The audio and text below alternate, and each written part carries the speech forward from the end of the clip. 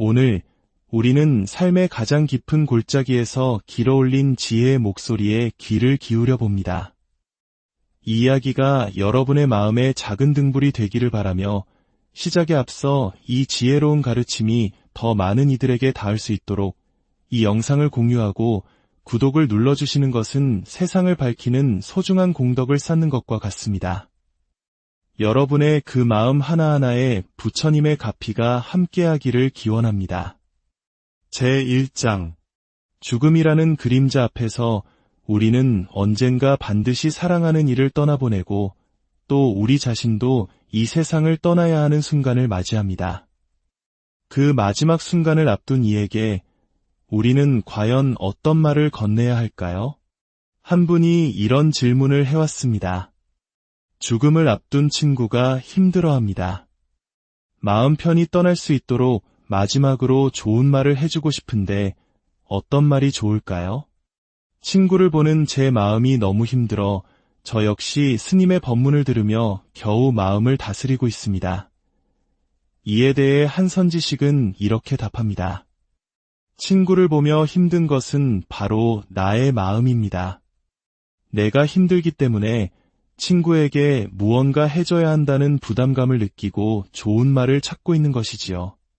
하지만 진정으로 친구를 위한다면 그런 부담감부터 내려놓아야 합니다. 아프고 힘든 사람 앞에서 마음 편히 가져라. 그러면 극락에 갈 것이다. 와 같은 빈말은 아무런 의미가 없습니다. 내가 가보지도 않은 극락을 어찌 장담할 수 있겠습니까? 그런 공허한 위로 대신 그저 곁에 있어주는 것이 진정한 위로입니다. 손을 한 번 더 잡아주고 어릴 적 추억을 이야기하며 함께 웃어주는 것. 오늘 하루 숨을 쉬고 있음에 감사하며 그저 평소처럼 대화하는 것. 무언가 해주어야 한다는 생각을 버리고 그저 마지막 순간까지 함께하는 친구가 되어주는 것. 그것이 가장 큰 선물입니다. 죽음은 삶의 자연스러운 과정일 뿐입니다. 과거 평균 수명이 4대 50세에 불과했던 시절 60세만 살아도 장수했다고 했습니다. 하지만 지금은 90세, 100세를 살아가니 70대에 세상을 떠나도 모두가 아쉬워합니다. 마치 가을이 되면 나뭇잎이 떨어지는 것처럼 생명은 때가 되면 자연스레 돌아가는 것입니다. 9월에 떨어지면 어떻고 11월에 떨어지면 어떻습니까? 어차피 겨울이 오면 모두 떨어질 잎사귀인 것을요. 죽음을 미리 준비하거나 죽은 뒤에 세상을 걱정하는 것은 어리석은 생각입니다. 죽고 난 뒤의 세상은 아무도 증명할 수 없으며 편안하게 죽겠다고 다짐한다고 해서 그대로 되는 것도 아닙니다. 삶과 죽음은 모두 인연의 흐름에 맡길 뿐 내가 관여할 수 있는 영역이 아닙니다. 살아있는 모든 것은 언제나 죽음의 가능성을 안고 있습니다. 전쟁터에서의 죽음은 예상할 수 있지만 갑작스러운 사고로 떠나는 이들도 많습니다. 우리는 늘 죽음이 곁에 있음을 알아야 합니다. 그렇기에 일부러 죽을 필요도, 죽음을 두려워할 필요도, 죽지 않으려고 발버둥 칠 필요도 없습니다. 그저 오늘, 지금 이 순간을 충실히 살아갈 뿐입니다. 죽음을 앞둔 친구에게 가서 내일 죽으면 어떡하나 와 같은 말은 절대 하지 마십시오. 그저 평소처럼 오랜만이다. 잘 지냈니? 하고 안부를 묻고 일상적인 대화를 나누세요. 갑작스러운 사고로 세상을 떠나는 이들은 누구의 위로도 받지 못하고 떠납니다. 그래도 아무 문제가 없습니다. 위로해야 한다는 생각, 좋은 말을 해줘야 한다는 그 마음 자체가 바로 나의 욕심이자 집착입니다. 이와 연결하여 존엄사에 대한 깊은 고뇌를 털어놓은 분의 이야기도 있습니다. 몇 년 전 아버님께서 뇌출혈로 쓰러져 식물인간 상태가 되셨습니다. 목과 배에 구멍을 뚫어 영양제를 공급하며 연명하는 모습이 너무나 고통스러워 보여 저는 생명유지장치를 제거하자고 주장했습니다. 다른 형제들은 아버지를 굶겨 죽이는 것이라며 반대했지만 오랜 설득 끝에 결국 장치를 제거했고 아버님은 편안히 눈을 감으셨습니다. 당시에는 아버지를 위한 최선의 선택이라 믿었지만 문득 제가 아버지를 돌아가시게 한 것은 아닌지, 큰 죄를 지은 것은 아닌지 두려운 마음이 들어 괴롭습니다. 불자로서 이런 상황에서 어떻게 결정하는 것이 지혜로운 것인지 여쭙고 싶습니다. 불교의 가르침은 명확합니다. 첫째, 살아있는 생명을 함부로 죽여서는 안 됩니다. 둘째, 스스로 목숨을 끊어서도 안 됩니다.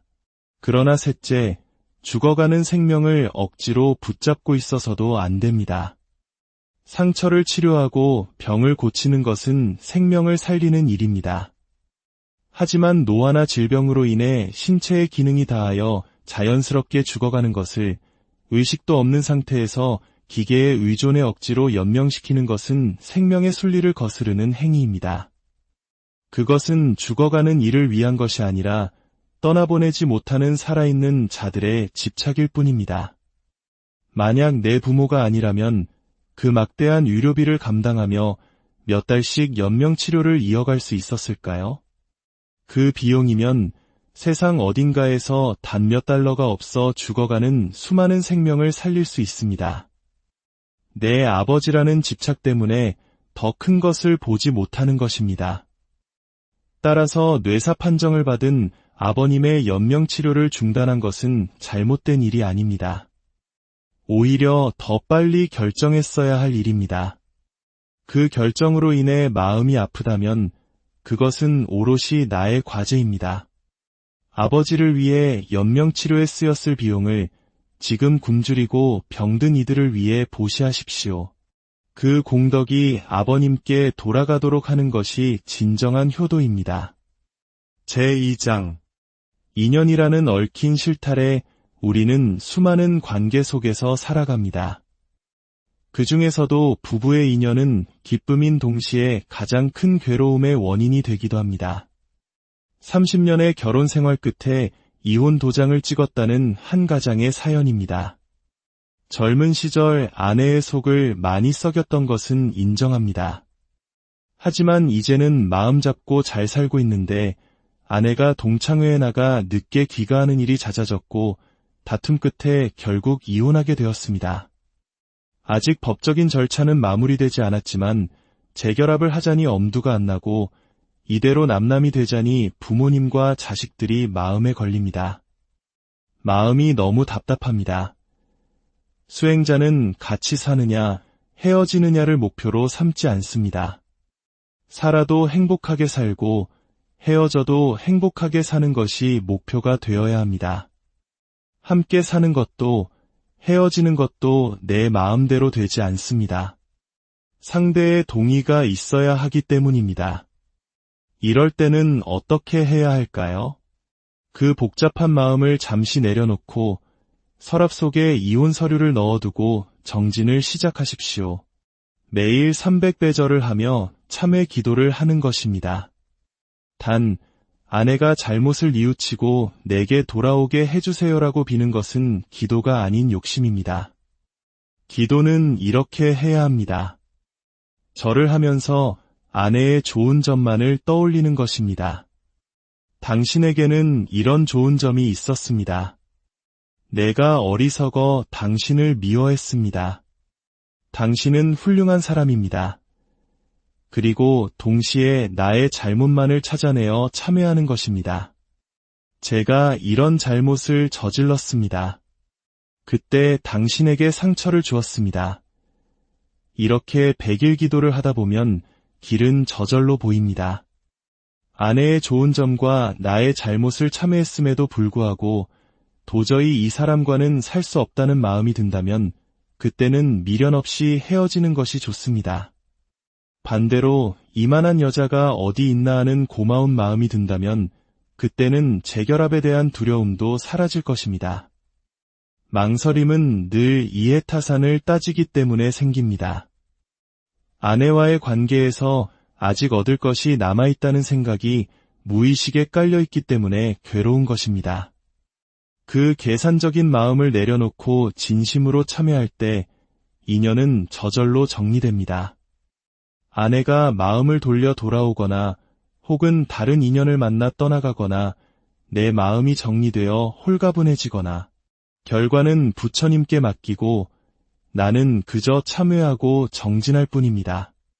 제3장 부모라는 이름의 무게자식은 부모에게 가장 큰 기쁨이지만 때로는 가장 무거운 짐이 되기도 합니다. 자폐증과 희귀질환을 앓고 있는 아이를 키우는 한 어머니의 고민입니다. 아이가 8년째 사소한 일에도 심하게 울음을 터뜨립니다. 특히 저에게 더 심하게 떼를 쓰고 웁니다. 처음에는 안쓰러웠지만 이제는 지치는 마음이 드는 것도 사실입니다. 어떻게 해야 할까요? 우리는 자식을 사랑으로 키운다고 말하지만 그 밑바닥에는 이기심이 깔려 있습니다. 자식이 건강하고 공부 잘하고 말 잘 들으면 행복하지만 장애가 있거나 속을 썩이면 괴로워합니다. 이것 또한 이해타산입니다. 하지만 부부관계와 달리 자식은 내가 일방적으로 선택하여 이 세상에 태어나게 한 존재입니다. 그렇기에 부모는 자식에게 무한 책임을 져야 합니다. 그 책임을 회피하고 내가 전생에 무슨 죄를 지어라며 한탄하는 것은 어리석은 일입니다. 아이가 우는 것을 괴로워하지 말고 노래 소리처럼 들어보십시오. 남편의 코 고는 소리도 매일 듣다 보면 자장가처럼 들리듯 아이의 울음소리 또한 내 삶의 일부로 받아들이는 것입니다. 만약 기독교 신자라면 하느님께서 이 아이를 통해 나에게 사랑을 실천할 기회를 주셨구나 하고 감사해야 합니다. 수녀님들은 자기 자식도 아닌 수많은 장애 아동을 사랑으로 돌봅니다. 하물며 내 자식 한 명을 어찌 감당하지 못하겠습니까? 물론 내가 돌보는 것보다 전문가가 돌보는 것이 아이에게 더 좋다고 판단된다면 전문기관에 맡기는 것을 고려할 수 있습니다. 이것은 아이를 버리는 것이 아니라 아이를 더 잘 돌보기 위한 최선의 선택입니다. 대신 나는 더 열심히 일해서 그 비용을 책임져야 합니다. 중요한 것은 아이를 중심에 놓고 생각하는 것입니다. 어떻게 하는 것이 아이의 행복에 가장 도움이 되는지를 기준으로 판단해야 합니다. 나의 편안함이나 죄책감이 기준이 되어서는 안 됩니다. 또 다른 부모는 다 큰 자식 때문에 고민입니다. 아들이 사업에 여러 번 실패하며 부모와 형제의 돈까지 모두 잃게 만들었습니다. 지금은 함께 일하며 겨우 상황이 나아지려 하는데 아버지가 잔소리만 하면 신경질을 내며 집을 나가겠다고 합니다. 아들을 내보내는 것이 맞을까요? 나의 신을 바라보는 아들이 아직도 부모의 간섭을 받는 것은 정상적인 상황이 아닙니다. 이럴 때는 냉정하게 살림을 분가시키는 것이 옳습니다. 망하든 흥하든 그것은 이제 아들의 인생입니다. 부모가 할 일은 그저 지켜보는 것뿐입니다. 돈을 보태주거나 간섭하는 것은 아들을 더 망치는 길입니다. 그저 망해서 돌아오면 따뜻한 밥 한 그릇 차려주는 것으로 족합니다. 형제간의 돈 문제에도 절대 끼어들어서는 안 됩니다. 형이니까 봐줘라, 동생인데 도와줘라 하는 순간 부모는 양쪽 모두와 원수가 됩니다. 정말 자식을 사랑한다면 냉정해져야 합니다. 어릴 때는 돌봐주는 것이 사랑이지만 다 큰 자식에게는 간섭하지 않고 지켜봐주는 것이 진정한 사랑입니다. 부모가 자식에게 물려줄 최고의 유산은 돈이나 집이 아니라 부모 없이도 홀로 설 수 있는 자립심입니다. 제4장 마음이 만든 감옥대로는 외부의 문제가 아닌 내 마음 자체가 나를 가두는 감옥이 되기도 합니다. 한 젊은이의 고백입니다. 오래 사귄 연인에게 아무 이유 없이 버림받은 후 심각한 우울증에 시달렸습니다. 술에 취하면 다른 사람의 과거와 현재가 보이는 이상한 경험을 하기도 합니다. 새로 만난 사람도 결국 저를 떠났습니다. 나 같은 사람을 누가 좋아하겠나 싶어 자신감도 없고 사람 만나는 것이 두렵습니다. 어떻게 해야 이 고통에서 벗어날 수 있을까요? 이 문제의 해결을 위한 첫걸음은 금주입니다. 술이 정신을 흐리게 하고 헛것을 보이게 한다면 술은 나에게 독약과 같습니다. 오늘 이 순간부터 술을 끊어야 합니다. 둘째, 사람들이 나를 떠났다는 생각을 버려야 합니다. 그들은 나를 떠나거나 배신한 것이 아닙니다. 그저 각자 자신의 길을 갈 뿐입니다. 세상을 나를 중심으로 보니 그들이 떠난 것처럼 보일 뿐입니다. 그들을 원망하면 내 인생만 더 불행해집니다. 술에 취해 남의 과거가 보인다는 것은 환상에 불과합니다. 아이들이 게임이나 만화에 중독되듯 스스로 만들어낸 환상에 빠져 있는 것입니다. 그 환상에 의미를 부여하는 순간 현실로부터 더욱 멀어지게 됩니다. 또 다른 분은 인간관계에서의 배신감으로 괴로워합니다. 저는 친구든 형제든 어려울 때 발벗고 나서서 도와주는 편입니다. 밥도 사주고 일자리도 알아봐 줍니다. 하지만 도움을 받은 사람들은 고마워하기는커녕 오히려 저를 피하고 뒤에서 흉을 봅니다. 이제는 사람 만나는 것조차 싫어집니다. 좋은 일하고 욕먹으면 오래 산다는 옛말이 있습니다. 긍정적으로 생각하면 수명을 연장하는 좋은 기회입니다. 하지만 수행의 관점에서 본다면 이 괴로움의 원인은 내 안에 있는 보상심리 때문입니다. 내가 그들을 도와준 것은 진정으로 그들을 위해서가 아니라 내가 해주고 싶어서 한 것입니다. 내 만족을 위한 행위였던 셈입니다. 그렇기에 내가 이만큼 해줬으니 너는 고마워해야 한다는 기대를 하게 되고 그 기대가 채워지지 않으니 화가 나는 것입니다.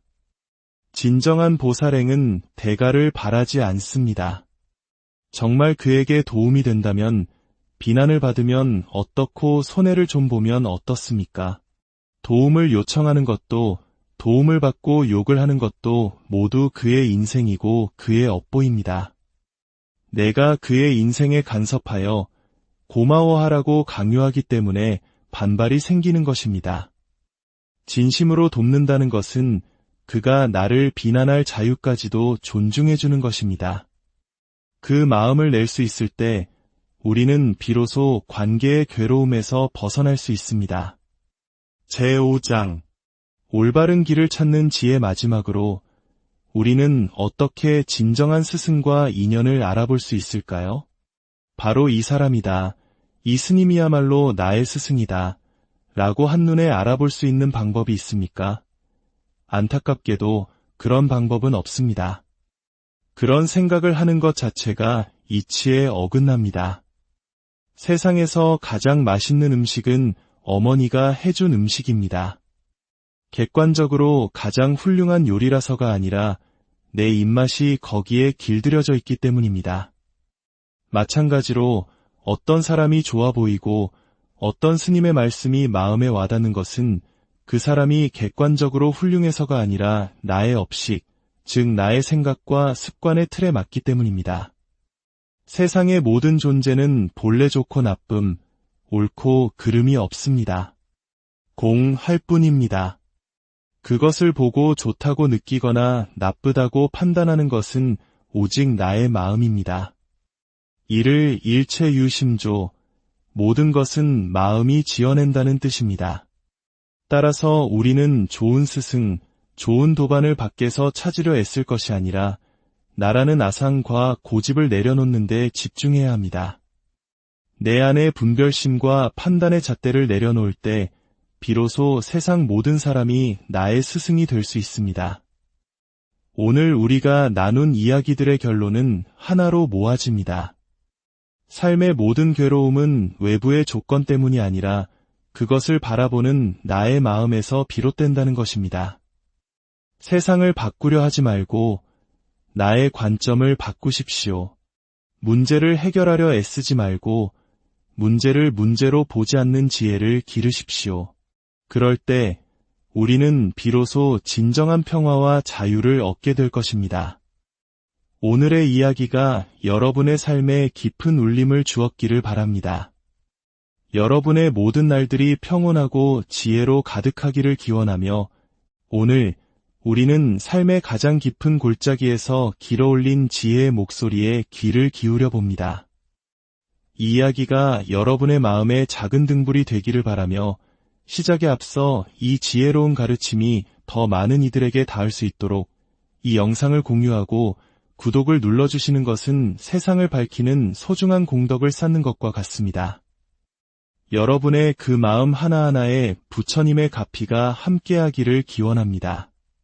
제1장 죽음이라는 그림자 앞에서 우리는 언젠가 반드시 사랑하는 이를 떠나보내고 또 우리 자신도 이 세상을 떠나야 하는 순간을 맞이합니다.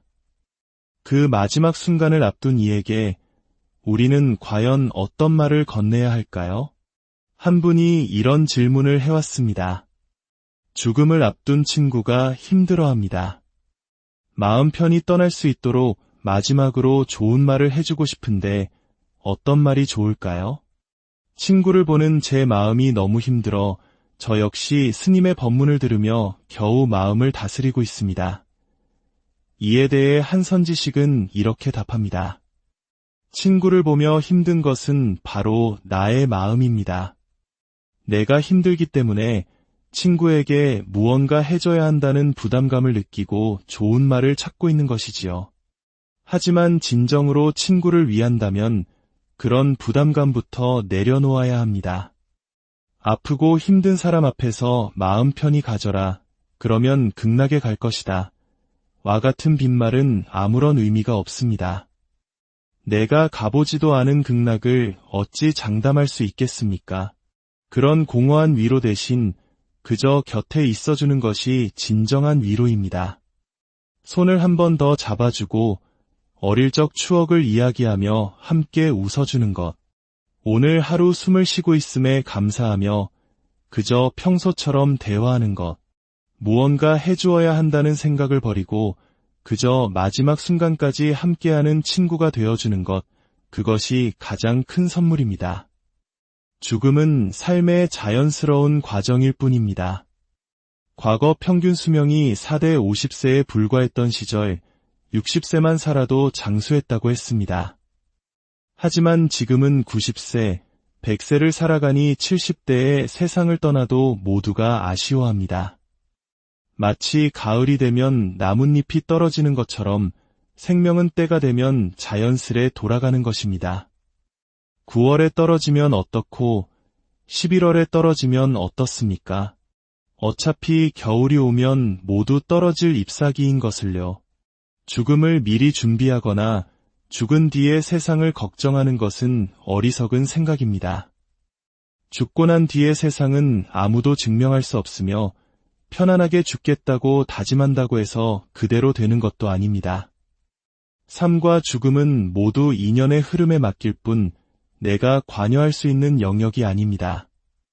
살아있는 모든 것은 언제나 죽음의 가능성을 안고 있습니다. 전쟁터에서의 죽음은 예상할 수 있지만 갑작스러운 사고로 떠나는 이들도 많습니다. 우리는 늘 죽음이 곁에 있음을 알아야 합니다. 그렇기에 일부러 죽을 필요도, 죽음을 두려워할 필요도, 죽지 않으려고 발버둥 칠 필요도 없습니다. 그저 오늘, 지금 이 순간을 충실히 살아갈 뿐입니다. 죽음을 앞둔 친구에게 가서 내일 죽으면 어떡하나 와 같은 말은 절대 하지 마십시오. 그저 평소처럼 오랜만이다. 잘 지냈니? 하고 안부를 묻고 일상적인 대화를 나누세요. 갑작스러운 사고로 세상을 떠나는 이들은 누구의 위로도 받지 못하고 떠납니다. 그래도 아무 문제가 없습니다. 위로해야 한다는 생각, 좋은 말을 해줘야 한다는 그 마음 자체가 바로 나의 욕심이자 집착입니다. 이와 연결하여 존엄사에 대한 깊은 고뇌를 털어놓은 분의 이야기도 있습니다. 몇 년 전 아버님께서 뇌출혈로 쓰러져 식물인간 상태가 되셨습니다. 목과 배에 구멍을 뚫어 영양제를 공급하며 연명하는 모습이 너무나 고통스러워 보여 저는 생명 유지 장치를 제거하자고 주장했습니다. 다른 형제들은 아버지를 굶겨 죽이는 것이라며 반대했지만 오랜 설득 끝에 결국 장치를 제거했고 아버님은 편안히 눈을 감으셨습니다. 당시에는 아버지를 위한 최선의 선택이라 믿었지만 문득 제가 아버지를 돌아가시게 한 것은 아닌지 큰 죄를 지은 것은 아닌지 두려운 마음이 들어 괴롭습니다. 불자로서 이런 상황에서 어떻게 결정하는 것이 지혜로운 것인지 여쭙고 싶습니다. 불교의 가르침은 명확합니다. 첫째, 살아있는 생명을 함부로 죽여서는 안 됩니다. 둘째, 스스로 목숨을 끊어서도 안 됩니다. 그러나 셋째, 죽어가는 생명을 억지로 붙잡고 있어서도 안 됩니다. 상처를 치료하고 병을 고치는 것은 생명을 살리는 일입니다. 하지만 노화나 질병으로 인해 신체의 기능이 다하여 자연스럽게 죽어가는 것을 의식도 없는 상태에서 기계의 의존에 억지로 연명시키는 것은 생명의 순리를 거스르는 행위입니다. 그것은 죽어가는 이를 위한 것이 아니라 떠나보내지 못하는 살아있는 자들의 집착일 뿐입니다. 만약 내 부모가 아니라면 그 막대한 의료비를 감당하며 몇 달씩 연명치료를 이어갈 수 있었을까요? 그 비용이면 세상 어딘가에서 단 몇 달러가 없어 죽어가는 수많은 생명을 살릴 수 있습니다. 내 아버지라는 집착 때문에 더 큰 것을 보지 못하는 것입니다. 따라서 뇌사 판정을 받은 아버님의 연명치료를 중단한 것은 잘못된 일이 아닙니다. 오히려 더 빨리 결정했어야 할 일입니다. 그 결정으로 인해 마음이 아프다면 그것은 오롯이 나의 과제입니다. 아버지를 위해 연명치료에 쓰였을 비용을 지금 굶주리고 병든 이들을 위해 보시하십시오. 그 공덕이 아버님께 돌아가도록 하는 것이 진정한 효도입니다. 제2장 인연이라는 얽힌 실타래 우리는 수많은 관계 속에서 살아갑니다. 그 중에서도 부부의 인연은 기쁨인 동시에 가장 큰 괴로움의 원인이 되기도 합니다. 30년의 결혼 생활 끝에 이혼 도장을 찍었다는 한 가장의 사연입니다. 젊은 시절 아내의 속을 많이 썩였던 것은 인정합니다. 하지만 이제는 마음 잡고 잘 살고 있는데 아내가 동창회에 나가 늦게 귀가하는 일이 잦아졌고 다툼 끝에 결국 이혼하게 되었습니다. 아직 법적인 절차는 마무리되지 않았지만 재결합을 하자니 엄두가 안 나고 이대로 남남이 되자니 부모님과 자식들이 마음에 걸립니다. 마음이 너무 답답합니다. 수행자는 같이 사느냐, 헤어지느냐를 목표로 삼지 않습니다. 살아도 행복하게 살고 헤어져도 행복하게 사는 것이 목표가 되어야 합니다. 함께 사는 것도 헤어지는 것도 내 마음대로 되지 않습니다. 상대의 동의가 있어야 하기 때문입니다. 이럴 때는 어떻게 해야 할까요? 그 복잡한 마음을 잠시 내려놓고 서랍 속에 이혼 서류를 넣어두고 정진을 시작하십시오. 매일 300배절을 하며 참회 기도를 하는 것입니다. 단, 아내가 잘못을 뉘우치고 내게 돌아오게 해주세요라고 비는 것은 기도가 아닌 욕심입니다. 기도는 이렇게 해야 합니다. 절을 하면서 아내의 좋은 점만을 떠올리는 것입니다. 당신에게는 이런 좋은 점이 있었습니다. 내가 어리석어 당신을 미워했습니다. 당신은 훌륭한 사람입니다. 그리고 동시에 나의 잘못만을 찾아내어 참회하는 것입니다. 제가 이런 잘못을 저질렀습니다. 그때 당신에게 상처를 주었습니다. 이렇게 100일 기도를 하다 보면 길은 저절로 보입니다. 아내의 좋은 점과 나의 잘못을 참회했음에도 불구하고 도저히 이 사람과는 살 수 없다는 마음이 든다면 그때는 미련 없이 헤어지는 것이 좋습니다. 반대로 이만한 여자가 어디 있나 하는 고마운 마음이 든다면 그때는 재결합에 대한 두려움도 사라질 것입니다. 망설임은 늘 이해타산을 따지기 때문에 생깁니다. 아내와의 관계에서 아직 얻을 것이 남아있다는 생각이 무의식에 깔려있기 때문에 괴로운 것입니다. 그 계산적인 마음을 내려놓고 진심으로 참여할 때 인연은 저절로 정리됩니다. 아내가 마음을 돌려 돌아오거나 혹은 다른 인연을 만나 떠나가거나 내 마음이 정리되어 홀가분해지거나 결과는 부처님께 맡기고 나는 그저 참회하고 정진할 뿐입니다. 제3장 부모라는 이름의 무게자식은 부모에게 가장 큰 기쁨이지만 때로는 가장 무거운 짐이 되기도 합니다. 자폐증과 희귀질환을 앓고 있는 아이를 키우는 한 어머니의 고민입니다. 아이가 8년째 사소한 일에도 심하게 울음을 터뜨립니다. 특히 저에게 더 심하게 떼를 쓰고 웁니다. 처음에는 안쓰러웠지만 이제는 지치는 마음이 드는 것도 사실입니다. 어떻게 해야 할까요? 우리는 자식을 사랑으로 키운다고 말하지만 그 밑바닥에는 이기심이 깔려 있습니다. 자식이 건강하고 공부 잘하고 말 잘 들으면 행복하지만 장애가 있거나 속을 썩이면 괴로워합니다. 이것 또한 이해타산입니다. 하지만 부부관계와 달리 자식은 내가 일방적으로 선택하여 이 세상에 태어나게 한 존재입니다. 그렇기에 부모는 자식에게 무한 책임을 져야 합니다. 그 책임을 회피하고 내가 전생에 무슨 죄를 지어라며 한탄하는 것은 어리석은 일입니다. 아이가 우는 것을 괴로워하지 말고 노래 소리처럼 들어보십시오. 남편의 코 고는 소리도 매일 듣다 보면 자장가처럼 들리듯 아이의 울음소리 또한 내 삶의 일부로 받아들이는 것입니다. 만약 기독교 신자라면 하느님께서 이 아이를 통해 나에게 사랑을 실천할 기회를 주셨구나 하고 감사해야 합니다. 수녀님들은 자기 자식도 아닌 수많은 장애 아동을 사랑으로 돌봅니다. 하물며 내 자식 한 명을 어찌 감당하지 못하겠습니까? 물론 내가 돌보는 것보다 전문가가 돌보는 것이 아이에게 더 좋다고 판단된다면 전문기관에 맡기는 것을 고려할 수 있습니다. 이것은 아이를 버리는 것이 아니라 아이를 더 잘 돌보기 위한 최선의 선택입니다. 대신 나는 더 열심히 일해서 그 비용을 책임져야 합니다. 중요한 것은 아이를 중심에 놓고 생각하는 것입니다. 어떻게 하는 것이 아이의 행복에 가장 도움이 되는지를 기준으로 판단해야 합니다. 나의 편안함이나 죄책감이 기준이 되어서는 안 됩니다. 또 다른 부모는 다 큰 자식 때문에 고민입니다. 아들이 사업에 여러 번 실패하며 부모와 형제의 돈까지 모두 잃게 만들었습니다. 지금은 함께 일하며 겨우 상황이 나아지려 하는데 아버지가 잔소리만 하면 신경질을 내며 집을 나가겠다고 합니다. 아들을 내보내는 것이 맞을까요?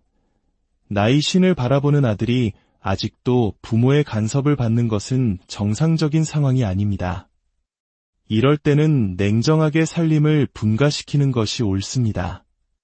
망하든 흥하든 그것은 이제 아들의 인생입니다.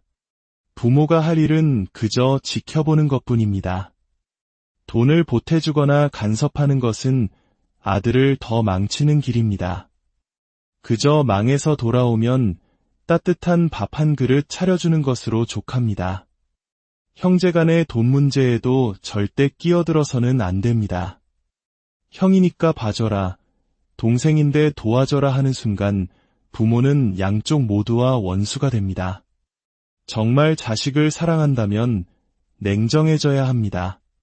어릴 때는 돌봐주는 것이 사랑이지만 다 큰 자식에게는 간섭하지 않고 지켜봐주는 것이 진정한 사랑입니다. 부모가 자식에게 물려줄 최고의 유산은 돈이나 집이 아니라 부모 없이도 홀로 설 수 있는 자립심입니다.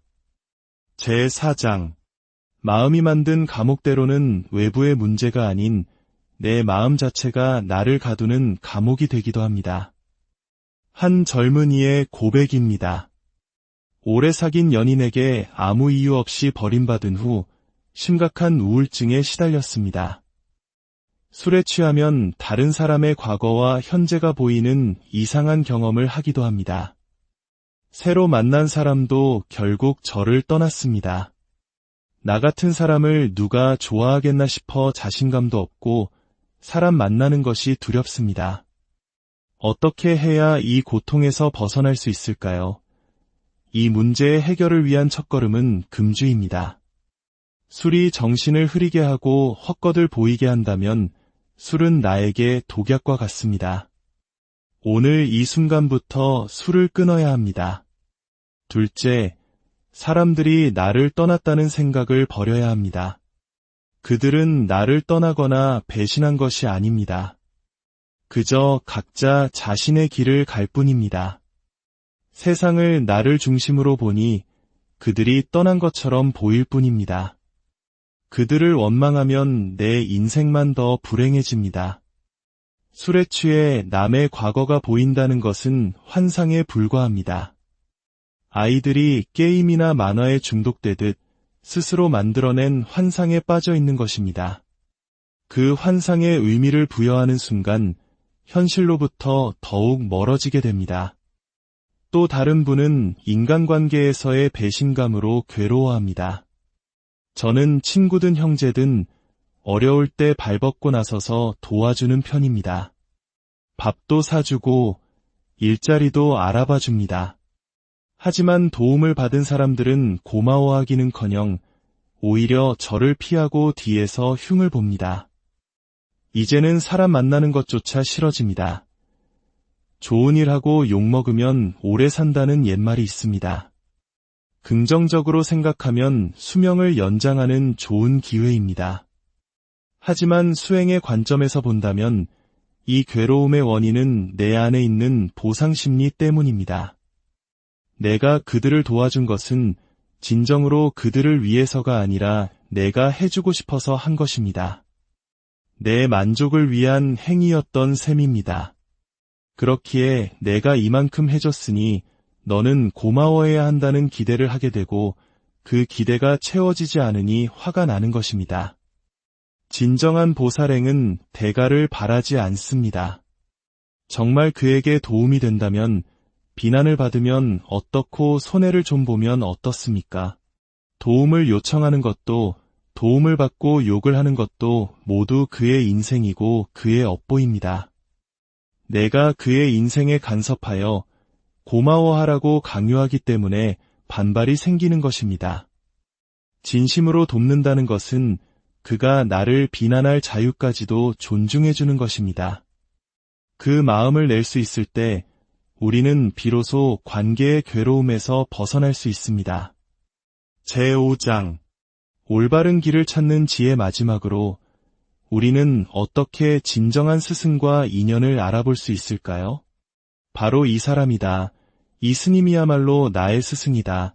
라고 한눈에 알아볼 수 있는 방법이 있습니까? 안타깝게도 그런 방법은 없습니다.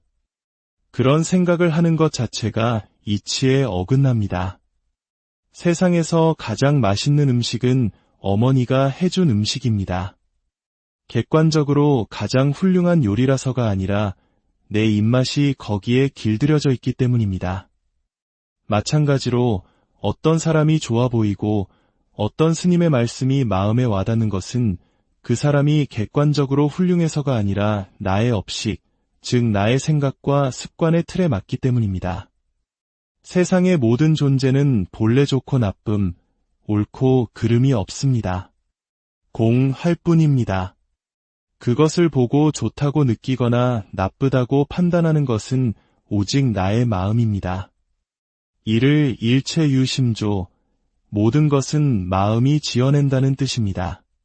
따라서 우리는 좋은 스승, 좋은 도반을 밖에서 찾으려 애쓸 것이 아니라 나라는 아상과 고집을 내려놓는 데 집중해야 합니다. 내 안의 분별심과 판단의 잣대를 내려놓을 때 비로소 세상 모든 사람이 나의 스승이 될 수 있습니다. 오늘 우리가 나눈 이야기들의 결론은 하나로 모아집니다. 삶의 모든 괴로움은 외부의 조건 때문이 아니라 그것을 바라보는 나의 마음에서 비롯된다는 것입니다. 세상을 바꾸려 하지 말고 나의 관점을 바꾸십시오. 문제를 해결하려 애쓰지 말고 문제를 문제로 보지 않는 지혜를 기르십시오. 그럴 때 우리는 비로소 진정한 평화와 자유를 얻게 될 것입니다. 오늘의 이야기가 여러분의 삶에 깊은 울림을 주었기를 바랍니다. 여러분의 모든 날들이 평온하고 지혜로 가득하기를 기원하며 오늘 우리는 삶의 가장 깊은 골짜기에서 길어올린 지혜의 목소리에 귀를 기울여 봅니다. 이 이야기가 여러분의 마음에 작은 등불이 되기를 바라며 시작에 앞서 이 지혜로운 가르침이 더 많은 이들에게 닿을 수 있도록 이 영상을 공유하고 구독을 눌러주시는 것은 세상을 밝히는 소중한 공덕을 쌓는 것과 같습니다. 여러분의 그 마음 하나하나에 부처님의 가피가 함께하기를 기원합니다. 제1장 죽음이라는 그림자 앞에서 우리는 언젠가 반드시 사랑하는 이를 떠나보내고 또 우리 자신도 이 세상을 떠나야 하는 순간을 맞이합니다. 그 마지막 순간을 앞둔 이에게 우리는 과연 어떤 말을 건네야 할까요? 한 분이 이런 질문을 해왔습니다. 죽음을 앞둔 친구가 힘들어합니다. 마음 편히 떠날 수 있도록 마지막으로 좋은 말을 해주고 싶은데 어떤 말이 좋을까요? 친구를 보는 제 마음이 너무 힘들어 저 역시 스님의 법문을 들으며 겨우 마음을 다스리고 있습니다. 이에 대해 한선지식은 이렇게 답합니다. 친구를 보며 힘든 것은 바로 나의 마음입니다. 내가 힘들기 때문에 친구에게 무언가 해줘야 한다는 부담감을 느끼고 좋은 말을 찾고 있는 것이지요. 하지만 진정으로 친구를 위한다면 그런 부담감부터 내려놓아야 합니다. 아프고 힘든 사람 앞에서 마음 편히 가져라. 그러면 극락에 갈 것이다. 와 같은 빈말은 아무런 의미가 없습니다. 내가 가보지도 않은 극락을 어찌 장담할 수 있겠습니까? 그런 공허한 위로 대신 그저 곁에 있어주는 것이 진정한 위로입니다. 손을 한 번 더 잡아주고 어릴 적 추억을 이야기하며 함께 웃어주는 것.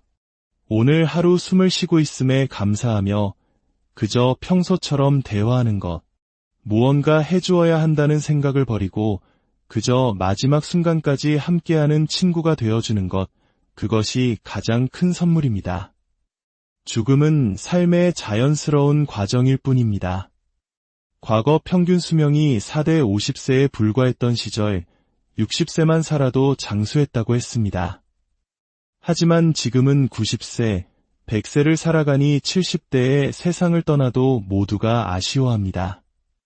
마치 가을이 되면 나뭇잎이 떨어지는 것처럼 생명은 때가 되면 자연스레 돌아가는 것입니다. 9월에 떨어지면 어떻고 11월에 떨어지면 어떻습니까? 어차피 겨울이 오면 모두 떨어질 잎사귀인 것을요. 죽음을 미리 준비하거나 죽은 뒤에 세상을 걱정하는 것은 어리석은 생각입니다. 죽고 난 뒤의 세상은 아무도 증명할 수 없으며 편안하게 죽겠다고 다짐한다고 해서 그대로 되는 것도 아닙니다. 삶과 죽음은 모두 인연의 흐름에 맡길 뿐 내가 관여할 수 있는 영역이 아닙니다. 살아있는 모든 것은 언제나 죽음의 가능성을 안고 있습니다. 전쟁터에서의 죽음은 예상할 수 있지만 갑작스러운 사고로 떠나는 이들도 많습니다. 우리는 늘 죽음이 곁에 있음을 알아야 합니다. 그렇기에 일부러 죽을 필요도, 죽음을 두려워할 필요도, 죽지 않으려고 발버둥 칠 필요도 없습니다. 그저 오늘, 지금 이 순간을 충실히 살아갈 뿐입니다. 죽음을 앞둔 친구에게 가서 내일 죽으면 어떡하나 와 같은 말은 절대 하지 마십시오. 그저 평소처럼 오랜만이다. 잘 지냈니? 하고 안부를 묻고 일상적인 대화를 나누세요. 갑작스러운 사고로 세상을 떠나는 이들은 누구의 위로도 받지 못하고 떠납니다. 그래도 아무 문제가 없습니다. 위로해야 한다는 생각, 좋은 말을 해줘야 한다는 그 마음 자체가 바로 나의 욕심이자 집착입니다. 이와 연결하여 존엄사에 대한 깊은 고뇌를 털어놓은 분의 이야기도 있습니다. 몇 년 전 아버님께서 뇌출혈로 쓰러져 식물인간 상태가 되셨습니다. 목과 배에 구멍을 뚫어 영양제를 공급하며 연명하는 모습이 너무나 고통스러워 보여 저는 생명 유지 장치를 제거하자고 주장했습니다. 다른 형제들은 아버지를 굶겨 죽이는 것이라며 반대했지만 오랜 설득 끝에 결국 장치를 제거했고 아버님은 편안히 눈을 감으셨습니다. 당시에는 아버지를 위한 최선의 선택이라 믿었지만 문득 제가 아버지를 돌아가시게 한 것은 아닌지 큰 죄를 지은 것은 아닌지 두려운 마음이 들어 괴롭습니다. 불자로서 이런 상황에서 어떻게 결정하는 것이 지혜로운 것인지 여쭙고 싶습니다. 불교의 가르침은 명확합니다. 첫째, 살아있는 생명을 함부로 죽여서는 안 됩니다. 둘째, 스스로 목숨을 끊어서도 안 됩니다. 그러나 셋째, 죽어가는 생명을 억지로 붙잡고 있어서도 안 됩니다. 상처를 치료하고 병을 고치는 것은 생명을 살리는 일입니다. 하지만 노화나 질병으로 인해 신체의 기능이 다하여 자연스럽게 죽어가는 것을 의식도 없는 상태에서 기계의 의존에 억지로 연명시키는 것은 생명의 순리를 거스르는 행위입니다. 그것은 죽어가는 이를 위한 것이 아니라 떠나보내지 못하는 살아있는 자들의 집착일 뿐입니다. 만약 내 부모가 아니라면 그 막대한 의료비를 감당하며 몇 달씩 연명치료를 이어갈 수 있었을까요? 그 비용이면 세상 어딘가에서 단 몇 달러가 없어 죽어가는 수많은 생명을 살릴 수 있습니다. 내 아버지라는 집착 때문에 더 큰 것을 보지 못하는 것입니다. 따라서 뇌사 판정을 받은 아버님의 연명치료를 중단한 것은 잘못된 일이 아닙니다. 오히려 더 빨리 결정했어야 할 일입니다. 그 결정으로 인해 마음이 아프다면 그것은 오롯이 나의 과제입니다. 아버지를 위해 연명치료에 쓰였을 비용을 지금 굶주리고 병든 이들을 위해 보시하십시오. 그 공덕이 아버님께 돌아가도록 하는 것이 진정한 효도입니다. 제2장 인연이라는 얽힌 실타래 우리는 수많은 관계 속에서 살아갑니다. 그 중에서도 부부의 인연은 기쁨인 동시에 가장 큰 괴로움의 원인이 되기도 합니다. 30년의 결혼 생활 끝에 이혼 도장을 찍었다는 한 가장의 사연입니다. 젊은 시절 아내의 속을 많이 썩였던 것은 인정합니다. 하지만 이제는 마음 잡고 잘 살고 있는데 아내가 동창회에 나가 늦게 귀가하는 일이 잦아졌고 다툼 끝에 결국 이혼하게 되었습니다.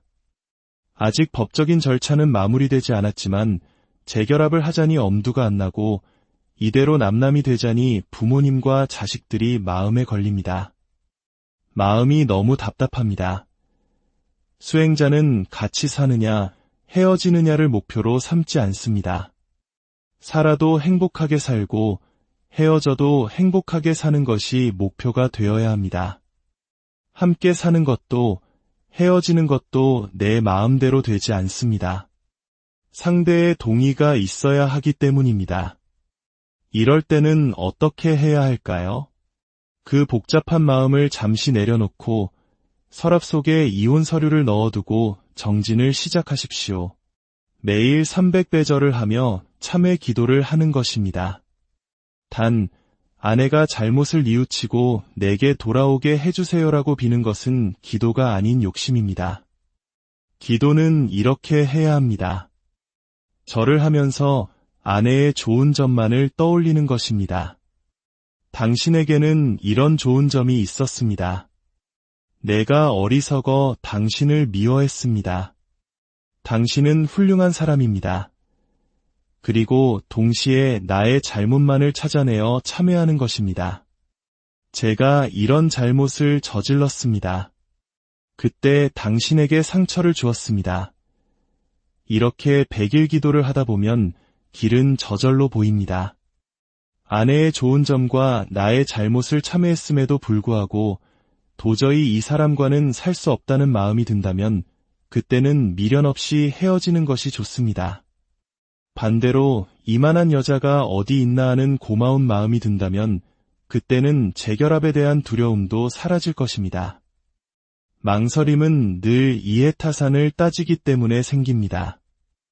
아내와의 관계에서 아직 얻을 것이 남아있다는 생각이 무의식에 깔려있기 때문에 괴로운 것입니다. 그 계산적인 마음을 내려놓고 진심으로 참여할 때 인연은 저절로 정리됩니다. 아내가 마음을 돌려 돌아오거나 혹은 다른 인연을 만나 떠나가거나 내 마음이 정리되어 홀가분해지거나 결과는 부처님께 맡기고 나는 그저 참회하고 정진할 뿐입니다. 제3장 부모라는 이름의 무게자식은 부모에게 가장 큰 기쁨이지만 때로는 가장 무거운 짐이 되기도 합니다. 자폐증과 희귀질환을 앓고 있는 아이를 키우는 한 어머니의 고민입니다. 아이가 8년째 사소한 일에도 심하게 울음을 터뜨립니다. 특히 저에게 더 심하게 떼를 쓰고 웁니다. 처음에는 안쓰러웠지만 이제는 지치는 마음이 드는 것도 사실입니다. 어떻게 해야 할까요? 우리는 자식을 사랑으로 키운다고 말하지만 그 밑바닥에는 이기심이 깔려 있습니다. 자식이 건강하고 공부 잘하고 말 잘 들으면 행복하지만 장애가 있거나 속을 썩이면 괴로워합니다. 이것 또한 이해타산입니다. 하지만 부부관계와 달리 자식은 내가 일방적으로 선택하여 이 세상에 태어나게 한 존재입니다. 그렇기에 부모는 자식에게 무한 책임을 져야 합니다. 그 책임을 회피하고 내가 전생에 무슨 죄를 지어라며 한탄하는 것은 어리석은 일입니다. 아이가 우는 것을 괴로워하지 말고 노래 소리처럼 들어보십시오. 남편의 코 고는 소리도 매일 듣다 보면 자장가처럼 들리듯 아이의 울음소리 또한 내 삶의 일부로 받아들이는 것입니다. 만약 기독교 신자라면 하느님께서 이 아이를 통해 나에게 사랑을 실천할 기회를 주셨구나 하고 감사해야 합니다. 수녀님들은 자기 자식도 아닌 수많은 장애 아동을 사랑으로 돌봅니다. 하물며 내 자식 한 명을 어찌 감당하지 못하겠습니까? 물론 내가 돌보는 것보다 전문가가 돌보는 것이 아이에게 더 좋다고 판단된다면 전문기관에 맡기는 것을 고려할 수 있습니다. 이것은 아이를 버리는 것이 아니라 아이를 더 잘 돌보기 위한 최선의 선택입니다. 대신 나는 더 열심히 일해서 그 비용을 책임져야 합니다. 중요한 것은 아이를 중심에 놓고 생각하는 것입니다. 어떻게 하는 것이 아이의 행복에 가장 도움이 되는지를 기준으로 판단해야 합니다. 나의 편안함이나 죄책감이 기준이 되어서는 안 됩니다. 또 다른 부모는 다 큰 자식 때문에 고민입니다. 아들이 사업에 여러 번 실패하며 부모와 형제의 돈까지 모두 잃게 만들었습니다. 지금은 함께 일하며 겨우 상황이 나아지려 하는데 아버지가 잔소리만 하면 신경질을 내며 집을 나가겠다고 합니다. 아들을 내보내는 것이 맞을까요? 나이 신을 바라보는 아들이 아직도 부모의 간섭을 받는 것은 정상적인 상황이 아닙니다. 이럴 때는 냉정하게 살림을 분가시키는 것이 옳습니다. 망하든 흥하든 그것은 이제 아들의 인생입니다. 부모가 할 일은 그저 지켜보는 것뿐입니다. 돈을 보태주거나 간섭하는 것은 아들을 더 망치는 길입니다. 그저 망해서 돌아오면 따뜻한 밥 한 그릇 차려주는 것으로 족합니다. 형제간의 돈 문제에도 절대 끼어들어서는 안 됩니다. 형이니까 봐줘라, 동생인데 도와줘라 하는 순간 부모는 양쪽 모두와 원수가 됩니다. 정말 자식을 사랑한다면 냉정해져야 합니다. 어릴 때는 돌봐주는 것이 사랑이지만 다 큰 자식에게는 간섭하지 않고 지켜봐주는 것이 진정한 사랑입니다. 부모가 자식에게 물려줄 최고의 유산은 돈이나 집이 아니라 부모 없이도 홀로 설 수 있는 자립심입니다. 제4장 마음이 만든 감옥대로는 외부의 문제가 아닌 내 마음 자체가 나를 가두는 감옥이 되기도 합니다. 한 젊은이의 고백입니다. 오래 사귄 연인에게 아무 이유 없이 버림받은 후 심각한 우울증에 시달렸습니다. 술에 취하면 다른 사람의 과거와 현재가 보이는 이상한 경험을 하기도 합니다. 새로 만난 사람도 결국 저를 떠났습니다. 나 같은 사람을 누가 좋아하겠나 싶어 자신감도 없고 사람 만나는 것이 두렵습니다. 어떻게 해야 이 고통에서 벗어날 수 있을까요? 이 문제의 해결을 위한 첫걸음은 금주입니다. 술이 정신을 흐리게 하고 헛것을 보이게 한다면 술은 나에게 독약과 같습니다. 오늘 이 순간부터 술을 끊어야 합니다. 둘째, 사람들이 나를 떠났다는 생각을 버려야 합니다. 그들은 나를 떠나거나 배신한 것이 아닙니다. 그저 각자 자신의 길을 갈 뿐입니다. 세상을 나를 중심으로 보니 그들이 떠난 것처럼 보일 뿐입니다. 그들을 원망하면 내 인생만 더 불행해집니다. 술에 취해 남의 과거가 보인다는 것은 환상에 불과합니다. 아이들이 게임이나 만화에 중독되듯 스스로 만들어낸 환상에 빠져 있는 것입니다. 그 환상에 의미를 부여하는 순간 현실로부터 더욱 멀어지게 됩니다. 또 다른 분은 인간관계에서의 배신감으로 괴로워합니다. 저는 친구든 형제든 어려울 때 발벗고 나서서 도와주는 편입니다. 밥도 사주고 일자리도 알아봐 줍니다. 하지만 도움을 받은 사람들은 고마워하기는커녕 오히려 저를 피하고 뒤에서 흉을 봅니다. 이제는 사람 만나는 것조차 싫어집니다. 좋은 일하고 욕먹으면 오래 산다는 옛말이 있습니다. 긍정적으로 생각하면 수명을 연장하는 좋은 기회입니다. 하지만 수행의 관점에서 본다면 이 괴로움의 원인은 내 안에 있는 보상심리 때문입니다. 내가 그들을 도와준 것은 진정으로 그들을 위해서가 아니라 내가 해주고 싶어서 한 것입니다. 내 만족을 위한 행위였던 셈입니다. 그렇기에 내가 이만큼 해줬으니 너는 고마워해야 한다는 기대를 하게 되고 그 기대가 채워지지 않으니 화가 나는 것입니다. 진정한 보살행은 대가를 바라지 않습니다. 정말 그에게 도움이 된다면 비난을 받으면 어떻고 손해를 좀 보면 어떻습니까? 도움을 요청하는 것도 도움을 받고 욕을 하는 것도 모두 그의 인생이고 그의 업보입니다. 내가 그의 인생에 간섭하여 고마워하라고 강요하기 때문에 반발이 생기는 것입니다. 진심으로 돕는다는 것은 그가 나를 비난할 자유까지도 존중해주는 것입니다. 그 마음을 낼 수 있을 때 우리는 비로소 관계의 괴로움에서 벗어날 수 있습니다.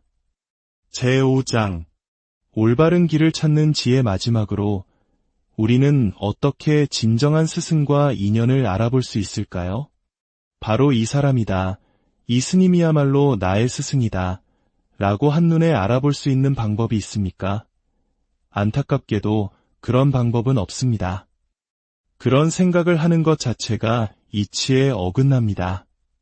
세상에서 가장 맛있는 음식은 어머니가 해준 음식입니다.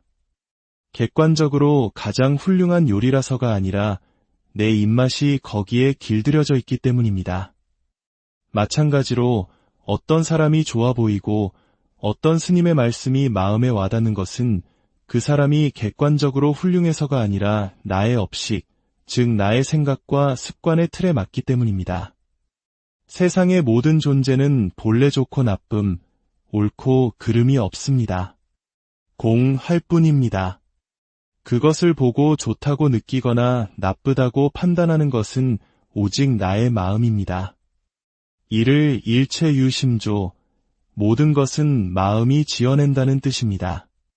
따라서 우리는 좋은 스승, 좋은 도반을 밖에서 찾으려 애쓸 것이 아니라 나라는 아상과 고집을 내려놓는 데 집중해야 합니다. 내 안의 분별심과 판단의 잣대를 내려놓을 때 비로소 세상 모든 사람이 나의 스승이 될 수 있습니다. 오늘 우리가 나눈 이야기들의 결론은 하나로 모아집니다. 삶의 모든 괴로움은 외부의 조건 때문이 아니라 그것을 바라보는 나의 마음에서 비롯된다는 것입니다. 세상을 바꾸려 하지 말고 나의 관점을 바꾸십시오.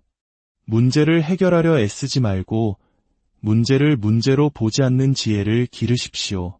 그럴 때 우리는 비로소